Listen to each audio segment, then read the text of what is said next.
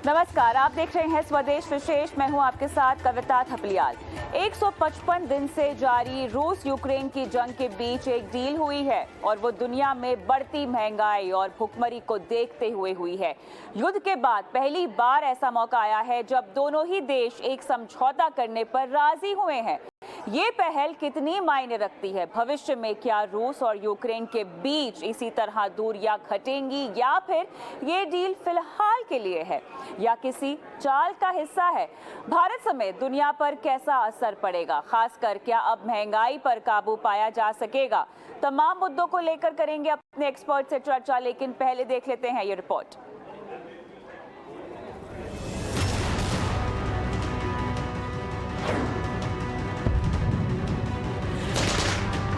करीब 5 महीने से रूस और यूक्रेन के बीच की जंग जारी है, जिसके चलते पूरी दुनिया पर असर पड़ा है।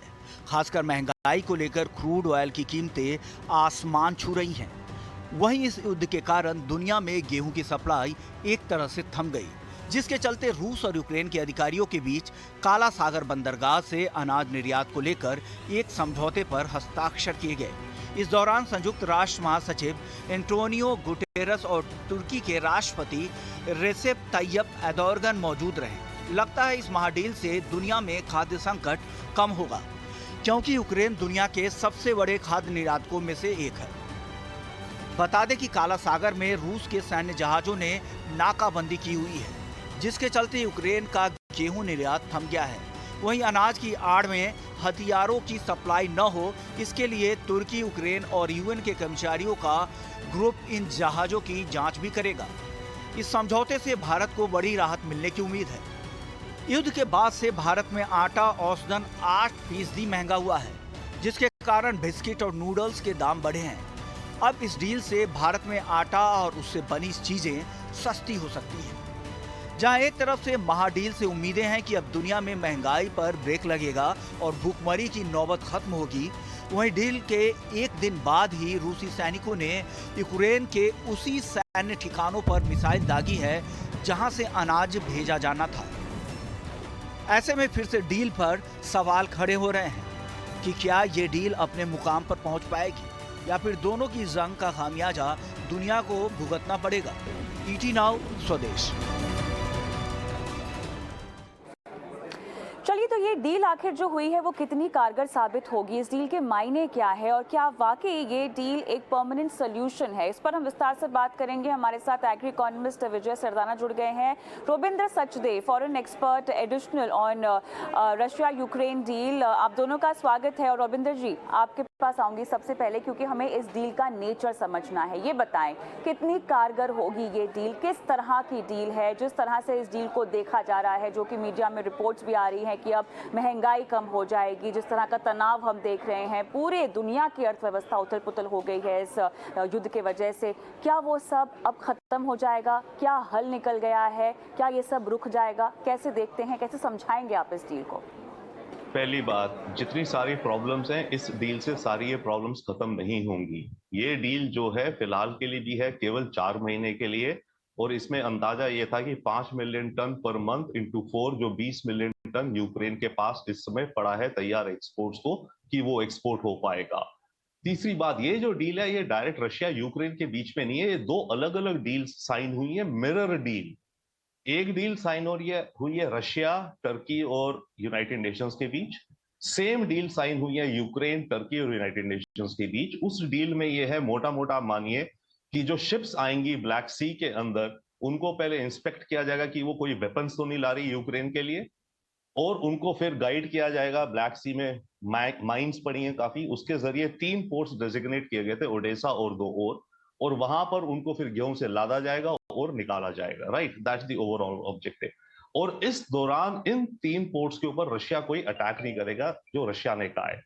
अब रशिया ने कल ओडेसा पे मिसाइल अटैक मारा है, पर रशिया तो ये कह रहा है ना कि अभी तो कोई शिप आने का चांस नहीं था, जब शिप आएगी तब मैं नहीं अटैक करूंगा। एक और चीज है, देखिए, कल जब डील साइन हुई थी तो उस दिन मेरे ख्याल से करीब 2% वीट की ग्लोबल प्राइसेस में गिरावट आई थी। परंतु बात यह है कि अभी तो ये 4 महीने चल जाए जो स्टॉक ऑलरेडी है। अगर आप थोड़ा लॉन्ग टर्म में भी देखेंगे तो इस डील का जो मतलब है वो ये है कि यूक्रेन की जो एनुअल प्रोडक्शन नॉर्मली होती है, इस वॉर के जरिए वो एनुअल प्रोडक्शन उतनी थोड़ी होगी। ओके, तो अगर अभी तो ये 20 मिलियन टन का स्टॉक है, अगर निकल जाता है, राइट, तो जो नया हार्वेस्ट आना है वो already I think reports are it's about 50%, 50% कम है, क्योंकि ऑलरेडी वॉर चल रही है, तो कहाँ कितनी गेहूं उगा रहे होंगे वो लोग। ओके, एक डायमेंशन और है इस पूरी डील का, वो ये है कि इसके जरिए जो है it's not only wheat, sunflower oil and fertilisers, तो इसके जरिए रशिया के भी व्हीट और सनफ्लावर ऑयल और फर्टिलाइजर एक्सपोर्ट होने परमिटेड होंगे। अब वो थोड़ा ग्रे एरिया है, परंतु ये 3-4 चीजें मिलके तो बेसिक बात है कि अभी के लिए फिलहाल कुछ गेहूं की कीमतों में गिरावट आ सकती है, आएगी डेफिनेटली, यस, कुछ सप्लाई बढ़ गई तो, परंतु मीडियम टर्म में इस डील का कुछ कह नहीं सकते कि क्या आगे इम्पैक्ट होगा on the global prices.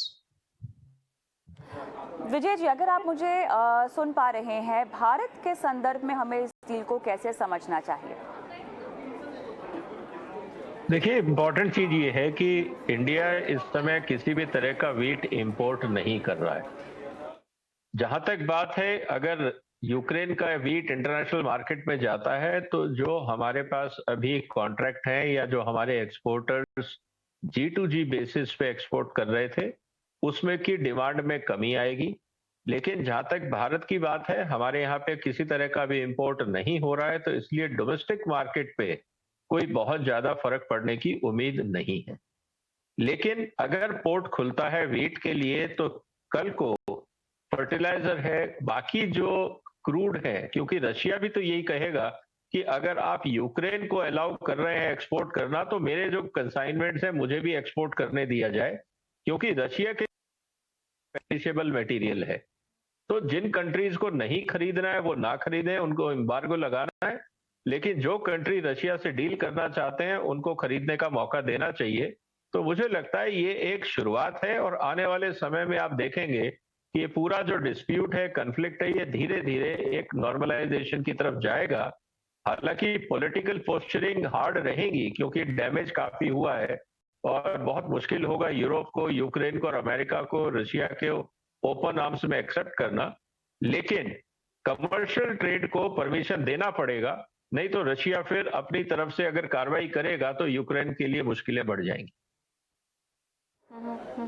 Robinder जी, अगर इसको मैं थोड़ा सा जितने भी सैंक्शंस रशिया पर लागू किए गए हैं उस संदर्भ में देखना चाहूँ, क्योंकि इस डील को अगर हम एक शुरुआती कदम के तौर पर देखना चाहें और समझना चाहें कि आपको लगता है आने वाले वक्त में जो तमाम सैंक्शंस लगाए गए हैं, क्योंकि देखिए दुनिया की अर्थव्यवस्था की बात हो रही है, यहाँ पर सब कुछ एक तरह से रुका हुआ दिखाई दे रहा है। बहुत सारी दुनिया की अर्थव्यवस्थाएं जो हैं वो मंदी की कगार पर आ चुकी हैं। तमाम सेंट्रल बैंक्स कोशिशें कर रही हैं कि ब्याज दरें बढ़ाकर उसको काबू में लाया जाए, लेकिन वो एक अकेली दुविधा नहीं है, एक अकेली समस्या नहीं है, और भी तमाम पैमानों पर तमाम अर्थव्यवस्थाएं परेशान है। क्या ये कदम उस ओर एक कदम जाता हुआ दिखाई दे रहा है कि जब हम थोड़ा और सैंक्शंस पर ढिलाई आता हुआ देखेंगे, थोड़ा सा रशिया को और बाकी बाकी तमाम देश और इन्वॉल्व करेंगे इसी फैक्टर की वजह से, क्योंकि मंदी और महंगाई एक बहुत बड़ी चिंता बनी हुई है? यस, अव्वल तो देखिए बिग पिक्चर में क्या हो रहा है, एटलीस्ट अमेरिका और वेस्टर्न कंट्रीज, जो रिच कंट्रीज हैं यूरोपियन, उन्होंने डिसाइड कर लिया है रशिया से टोटल बॉयकॉट करना है। तो अब बात ये भी है कि इन देशों के अंदर अपनी जब महंगाइयां बढ़ेंगी और पॉलिटिकल क्राइसिस आएगा, कोई सरकार गिरी इत्यादि, तो ये लोग कुछ रिकंसिडर थोड़ा सा करेंगे शायद, बट अदरवाइज ये जो रिच वेस्टर्न नेशंस हैं, ये लोग सैंक्शन से पीछे हटने वाले नहीं हैं, चाहे सिलेक्टिव करते रहेंगे।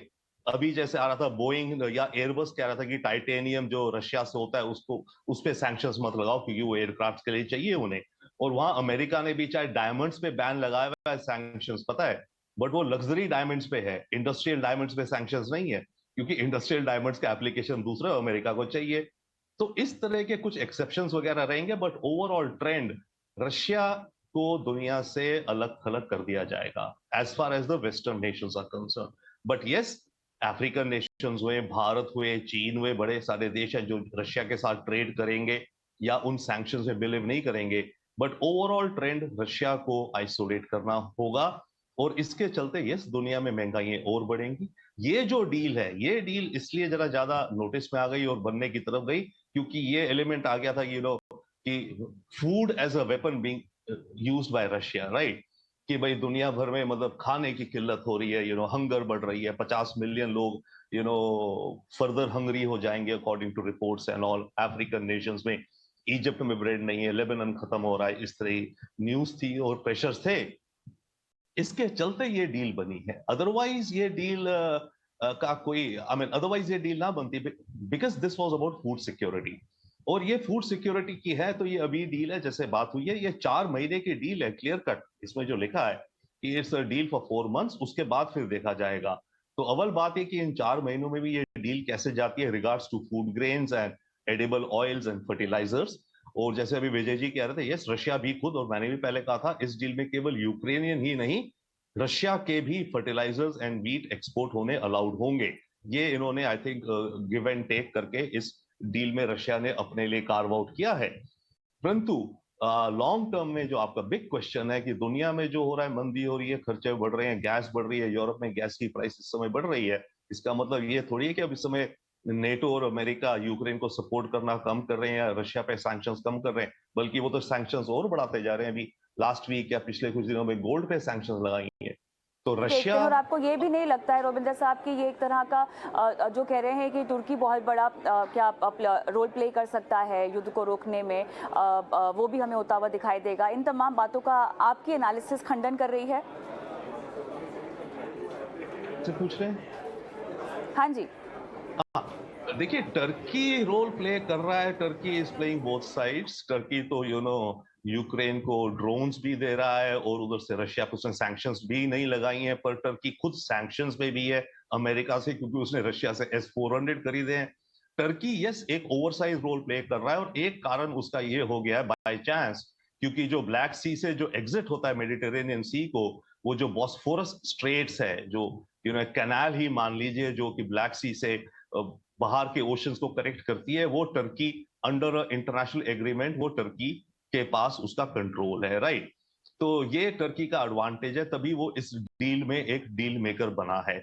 इसके अलावा टर्की के जो प्रयास हैं वो करेगा, but as such absolutely yes, Turkey एक ओवरसाइज रोल प्ले कर रहा है, करना चाहता है, परंतु शांति कराने में देखिए, शांति टर्की नहीं, आई डोंट थिंक वो ओवरऑल पीस का क्या रोल प्ले कर सकता है बिटवीन रशिया एंड यूक्रेन, क्योंकि रशिया ने डिसाइड कर लिया है और इधर अमेरिका ने, दोनों ने डिसाइड किया हुआ है, आर या पार। ठीक है, रशिया रुकेगा नहीं यूक्रेन में, रशिया ग्राइंडर की तरह चलता जाएगा जितना भी नुकसान हो। उधर अमेरिका और नेटो ने डिसाइड कर लिया कि वो धीरे धीरे यूक्रेन को आर्म करते जाएंगे, और इतना आर्म कर देंगे कि रशिया को कमजोर कर दें, वीकन कर दें मिलिटरली जितना हो सके, और इकोनॉमिकली वीकन कर दें और आइसोलेट कर दें। तो दोनों साइड रुकने वाले नहीं है। बीच बीच में शांति वार्ता की भी बात कौन कर रहा कि है? जो हम ये तो पूरे केवल विश्व ग्रेन में की खाद्य डील, संकट देख रहे हैं, क्या वो इस डील के जरिए, क्योंकि केवल 4 महीने की ही डील है, क्या वो खाद्य संकट अब निपटता हुआ दिखाई दे रहा है, या कम से कम कुछ महीनों के लिए आप जो संकट है, खाने पीने की किल्लत है, और जिस तरह से किल्लत को देखते हुए इमीडिएट कदम उठाए गए हैं, थोड़ी सी राहत हमें आती हुई दिखाई देगी, लेकिन एक लॉन्ग टर्म सोल्यूशन की तो जरूरत है? क्या कहेंगे आप सरदाना जी? देखिए, जहां तक बात है, जो अभी टर्की के रोल की आप बात कर रहे थे, इस बात को समझना होगा कि जो सबसे ज्यादा आयात होता है वीट का, वो टर्की का यूक्रेन और रशिया से होता है। करीब 1700 मिलियन डॉलर के आसपास रशिया से इंपोर्ट होता है, और करीब $550 मिलियन के आसपास यूक्रेन से टर्की इंपोर्ट करता है। और इस समय जैसा हमें पता है कि इंटरनेशनल मार्केट में और भी जो टर्की और उनके दोस्त हैं, जैसे इजिप्ट है, इजिप्ट, टर्की, इंडोनेशिया, ये जो बड़े देश हैं, ये बहुत हद तक यूक्रेन और रशिया पे वीट पे इंपोर्ट पे डिपेंडेंट है। तो इसीलिए जो टर्की ने पहल करी है, इसमें उनका अपना स्वार्थ भी है, क्योंकि उनको वीट चाहिए, और अक्रॉस द ब्लैक सी दूसरी तरफ आपको यूक्रेन का पोर्ट मिलता है, तो उनके लिए सेंसिबल है, कॉस्ट इफेक्टिव है, अवेलेबल है। दूसरी बात यह है कि अगर प्रोडक्ट को आप अगर अभी डिस्पोज ऑफ नहीं करेंगे, तो नई क्रॉप जब आएगी तो आप उसको स्टोर कहां करेंगे, उसको हार्वेस्टिंग करके कहां रखेंगे, तो वो मेजर डिजास्टर होगा दोनों के लिए, यूक्रेन के लिए और रशिया के लिए भी। क्योंकि अगर आप ऑफटेक नहीं करेंगे तो स्टोरेज प्रॉब्लम खड़ी हो जाएंगी, पेरिशेबल प्रोडक्ट्स हैं। ये बातें हमें समझनी पड़ेंगी, इसीलिए 4 महीने का टाइम दिया है कि जो एग्जिस्टिंग क्रॉप है आप उसको डिस्पोज ऑफ कर दें, क्योंकि जो नई क्रॉप आएगी वो 4 महीने के बाद आएगी। तब तक एग्जिस्टिंग गोडाउन खाली हो जाएंगे और नई क्रॉप की तैयारी हो जाएगी, और अगले 4 महीने में और बहुत कुछ डेवलपमेंट होगा इस कन्फ्लिक्ट में। और मुझे लगता है कि जो फूड ग्रेन ट्रेड है, जैसे कि आपका वीट है, सनफ्लावर ऑयल है, बाकी जो बार्ले है, ये जो मेजर प्रोडक्ट्स हैं जो इंटरनेशनल ट्रेड में आते हैं यूक्रेन और रशिया की तरफ से, इनका नॉर्मल ट्रेड चलता रहेगा। और इसके साथ साथ बाकी जो एसेंशियल कमोडिटीज हैं, जैसे अभी हमने टाइटेनियम की बात करी, इसी तरह से क्रूड की बात होगी। आप इस बात को भी समझिए कि यूरोप भी चाहता है कि ट्रेड नॉर्मलाइज हो, चाहे वो ऊपर से कुछ भी बोले। 40% energy security, whether it is crude, coal और natural gas, Europe is dependent on Russia. उसके अलावा उनके पास कोई अल्टरनेट नहीं है। अगर वो किसी अल्टरनेट पे भी जाएंगे, that will be too expensive. उसका अल्टरनेट ढूंढना इतना आसान नहीं है। तो ये बातें हैं। शुरुआत निश्चित रूप से उन्होंने वीट को सामने रख के करी है, लेकिन आने वाले बिल्कुल। समय में आप देखेंगे और कमोडिटीज जुड़ती जाएंगी। बिल्कुल, यही देखना होगा किस तरह तस्वीर उभर कर आती है, लेकिन फिलहाल दुनिया को खाद्य संकट से बचाने के लिए ये एक अहम कदम। बहुत बहुत धन्यवाद आप दोनों का इस खास पेशकश में शामिल होने के लिए।